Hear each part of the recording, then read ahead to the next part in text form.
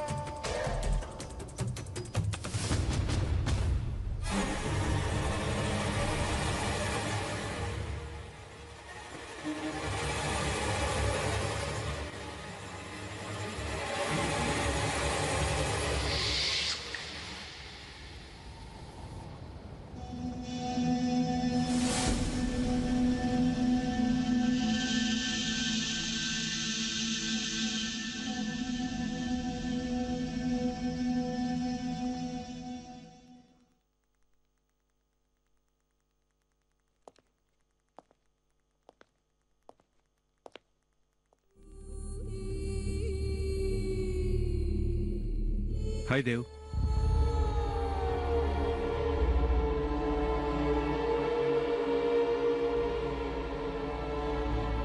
Hi దోస్త్, ఎప్పుడొచ్చా? ఇప్పుడే వచ్చాను. ఇక్కడికి కాదు దోస్త్, జానకి గారిని తీసుకుని ఊరెళ్ళావు కదా, ఎప్పుడొచ్చావని. అదే ఈరోజు మార్నింగే వచ్చాను. అవును, నేను వచ్చింది కూడా గమనించకుండా ఏం ఆలోచిస్తున్నావు దేవ్? నాకు మరో ఆలోచనే ఉంటుంది దోస్త్.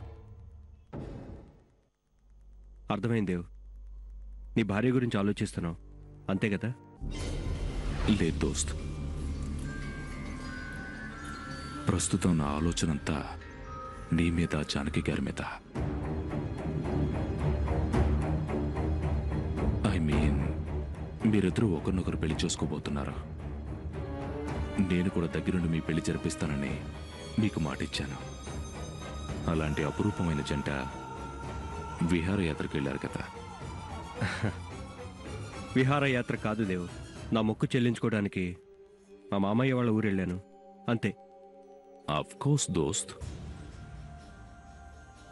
ప్రేమించుకున్న జంట, త్వరలోనే పెళ్లి చేసుకోబోయే జంట పక్కన ఎవరి తోడు లేకుండా వెళ్ళారంటే అది కూడా ఒక రకంగా విహారయాత్ర కదా.